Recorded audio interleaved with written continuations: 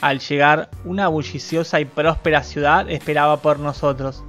Parecía una ciudad de hadas. La iluminación, las personas y los vehículos autopropulsados te sumergían en una belleza muy difícil de describir.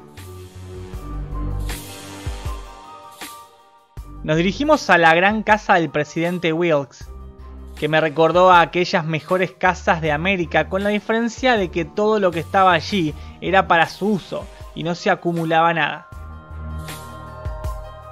Mi anfitrión se acercó a un transmisor parecido al que había visto en la oficina del director de navegación en Corinthus, y luego una música de tonos dulces y suaves se sumaron a otra orquesta más hermosa que parecía llenar la habitación, y luego se retiró.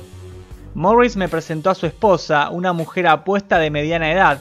Le agradecí la bienvenida y me aseguró que saludar a un compatriota de su esposo era como saludar a un pariente cercano. Morris me comentó de su vida antes de llegar a esta tierra. Había dejado Norteamérica durante la Guerra Civil y se alegró de saber que los estados volvían a unificarse. Al tener gran riqueza en oro, pudo comprar un barco y se adentró a una exploración polar, así como lo hice yo.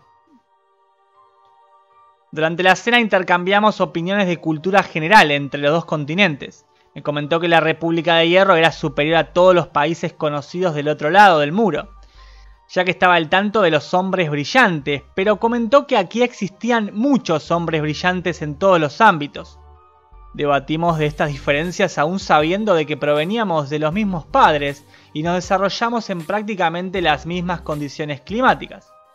Morris hizo hincapié en que del otro lado, el egoísmo por el engrandecimiento personal basado en dinero y poder cegaba cualquier mente a poder mejorar la situación de los semejantes.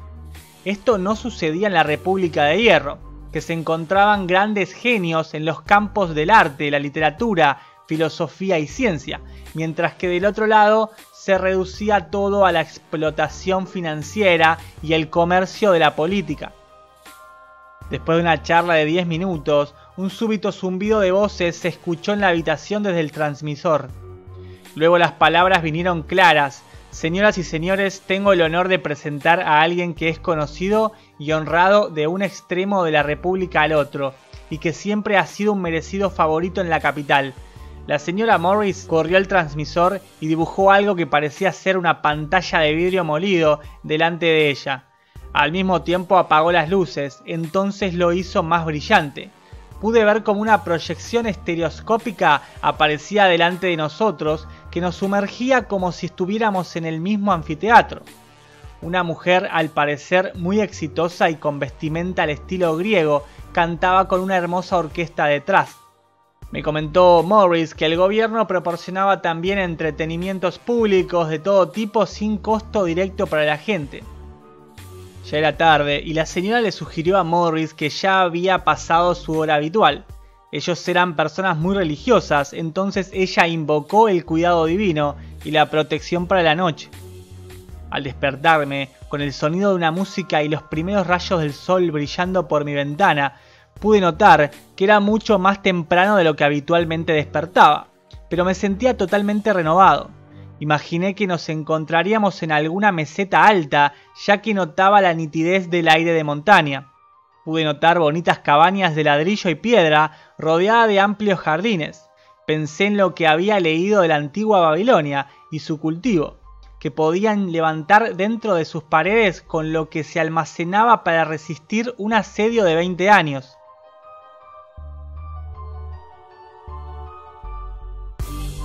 Al salir pude encontrar a Helen Morris, la hija del profesor, juntando frutas en un jardín rodeado de flores y árboles frutales.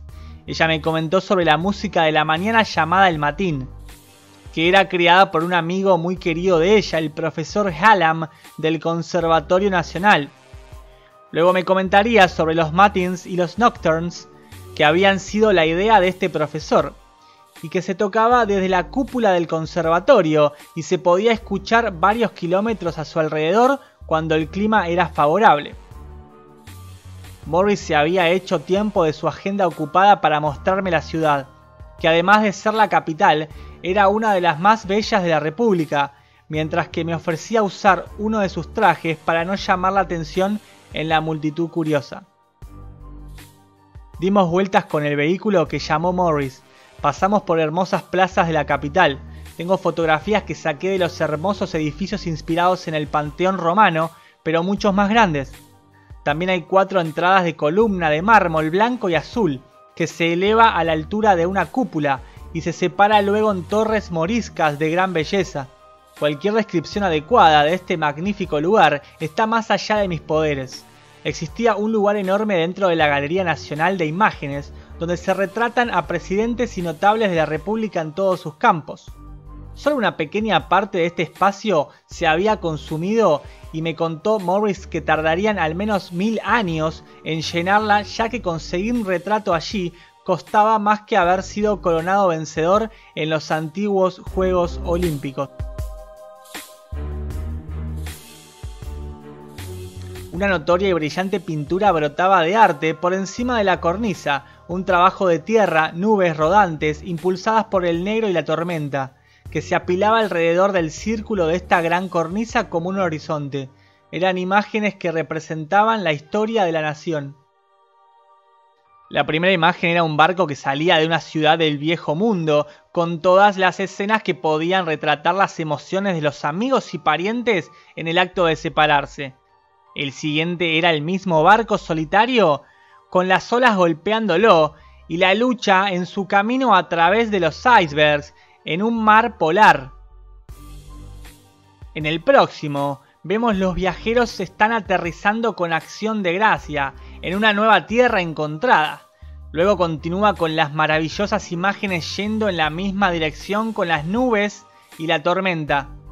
Ilustran la vida de la agricultura, el arte, la ciencia, la religión y la guerra, haciendo un panorama que requeriría días e incluso semanas para estudiar y apreciar adecuadamente. ¿Han tenido guerras en este país?, pregunté. La más cruel y horrible tal vez de cualquier nación en los tiempos modernos, respondió mi amigo. Eso fue antes de mi llegada al país, pero el mismo terreno sobre el que se levanta este edificio ha sido empapado en sangre humana y apilado con los cuerpos destrozados de los muertos. El logro del orden actual lamentablemente fue un logro con sangre. Mientras las imágenes seguían pasando, ángeles, mitología antigua también aparecían allí. Y luego me explicó Morris que todo debate de la Cámara de Diputados lo puede escuchar cualquier persona de donde sea en la República, entre otros detalles más.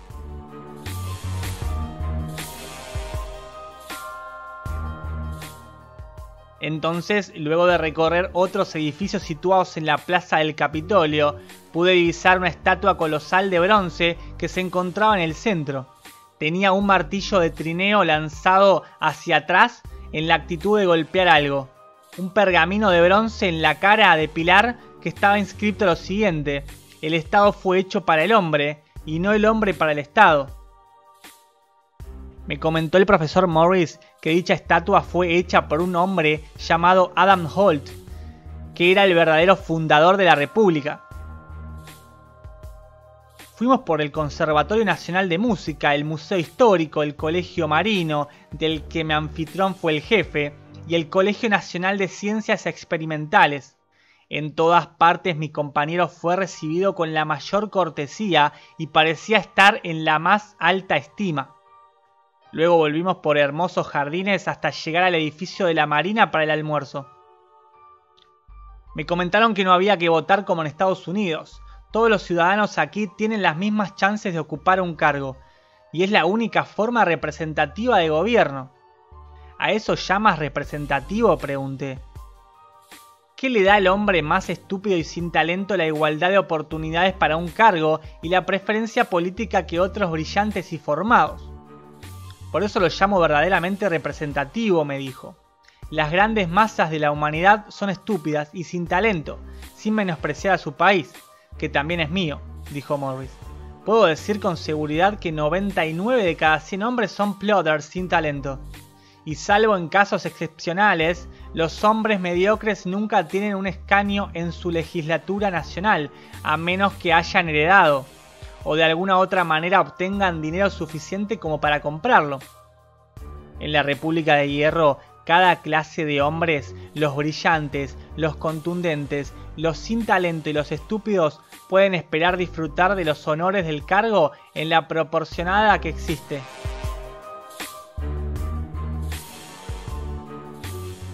Me comentó Morris que no existía tal cosa como la política como la conocemos. Esa lucha feroz, desesperada y continua que se lleva a cabo entre hombres descerebrados, sin escrúpulos, y que busca el lugar y el poder. Y tuvimos una profunda discusión en donde me hizo ver muchas cosas de las que estaban mal y que se hacían de forma pésima del otro lado. Morris además añadió: aquí las leyes son originadas por el pueblo y adoptadas por ellos, siendo la función de sus representantes simplemente se ejecutan adecuadamente a los estatutos de sus órdenes. En otras palabras, son los siervos y no los amos del pueblo. Me explicó también cómo funciona